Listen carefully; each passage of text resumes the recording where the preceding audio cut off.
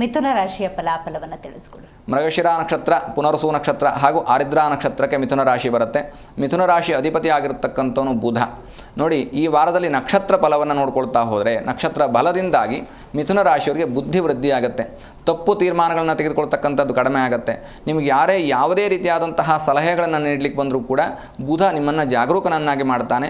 ಯಾವುದೇ ತಪ್ಪು ಹೆಜ್ಜೆಗಳನ್ನು ನೀಡೋದಿಲ್ಲ, ತಪ್ಪು ನಿರ್ಧಾರಗಳನ್ನು ತೆಗೆದುಕೊಳ್ಳೋದಿಲ್ಲ, ತಪ್ಪು ಮಾತುಗಳನ್ನು ತೆಗೆದುಕೊಳ್ಳೋದಿಲ್ಲ. ಹಾಗಾಗಿ ಈ ವಾರದ ಸಂದರ್ಭದಲ್ಲಿ ಯಾವುದೇ ಆಪಾದನೆಗಳಿಂದ ಅಥವಾ ಅಪವಾದಗಳಿಂದ, ಸಂಕಷ್ಟಗಳಿಂದ ದೂರವಾಗ್ತೀರಿ. ವಿಷ್ಣು ಸ್ಮರಣೆ ಮಾಡಿಕೊಳ್ಳಿ, ಇನ್ನೂ ಹೆಚ್ಚು ಶುಭ ಫಲ ನಿಮಗೆ ಪ್ರಾಪ್ತವಾಗುತ್ತೆ. ಓಕೆ, ಕರ್ಕಾಟಕ ರಾಶಿಯ ಫಲಾಫಲ. ಪುನರ್ಸು ನಕ್ಷತ್ರ, ಪುಷ್ಯಮಿ ನಕ್ಷತ್ರ, ಆಶ್ಲೇಷ ನಕ್ಷತ್ರಕ್ಕೆ ಕರ್ಕಾಟಕ ರಾಶಿ. ಕರ್ಕಾಟಕ ರಾಶಿ ಅಧಿಪತಿಯಾಗಿರ್ತಕ್ಕಂಥನು ಚಂದ್ರ ಬಲವನ್ನೇ ನೋಡಬೇಕು. ಹಾಗಾಗಿ ಮಾನಸಿಕವಾಗಿ ಅತ್ಯಂತ ಹೆಚ್ಚು ಯಶಸ್ಸಿರ್ತಕ್ಕಂತಹ ವಾರ ಅಂತಂದರೆ ಈ ವಾರ ಕರ್ಕಾಟಕ ರಾಶಿಯವರಿಗೆ. ರಾಶಿ ಅಧಿಪತಿಯೂ ಅವನೇ ಹಾಗೂ ಚಂದ್ರಬಲವೂ ಇರುತ್ತೆ.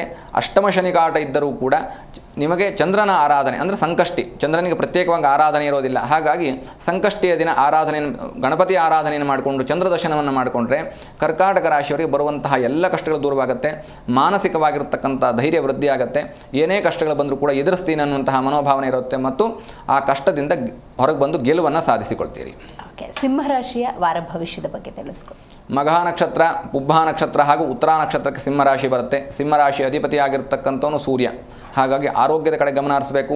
ಸೂರ್ಯನಿಂದ ತಾರಾನುಕೂಲವನ್ನು ನೋಡ್ತಾ ಹೋದಂಥ ಸಂದರ್ಭದಲ್ಲಿ ಸಾಧಕ ತಾರೆ, ಆ ಸಾಧಕ ತಾರಾಫಲ ಏನು ಹೇಳುತ್ತೆ ಅಂತ ಕೇಳಿದ್ರೆ ಆರೋಗ್ಯದಲ್ಲಿ ಹೆಚ್ಚು ಜಾಗರೂಕತೆ ಬೇಕು. ಉತ್ತಮವಾದಂತಹ ಆರೋಗ್ಯ ಇದೆ ಅನ್ನುವಂತಹ ಕಾರಣಕ್ಕೆ ಸಣ್ಣ ಪುಟ್ಟದಾಗಿರ್ತಕ್ಕಂಥ ಅಚಾತುರ್ಯಗಳು ಕೂಡ ಸಿಂಹರಾಶಿಯವರಿಗೆ ಅನಾರೋಗ್ಯವನ್ನು ಉಂಟು ಮಾಡಬಹುದು ಅನ್ನುವಂಥದ್ದು.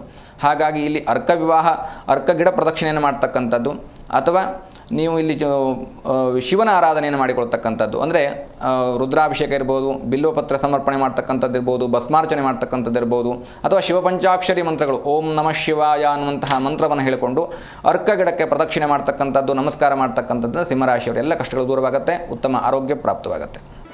ಜಿ ಕನ್ನಡ ನ್ಯೂಸ್ ಈಗ ನಿಮ್ಮ ಮನೆಯಲ್ಲೇ ನೋಡಿ.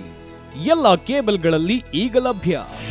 ನಿಮ್ಮ ನೆಚ್ಚಿನ ಜಿ ಕನ್ನಡ ನ್ಯೂಸ್ ಈಗ ಸನ್ ಡೈರೆಕ್ಟ್ ನಲ್ಲಿ number 292, Tata play number 1664, Jio TV number 1334, NXT digital number 30, in cable number 30, city networks 51, U digital number 162, GTPL number 17, Rockline telecommunications number 42, Shri Basaveshwara cable number 168, rural cable network 60, Vinayaka digital 57, Abhishek cable 821, city channel 53, Siddeshwara cable network 57, ವಿ4 digital infotech 628, Surya digital networks 53, Gajanan digital number 836, Malnad infotech private limited number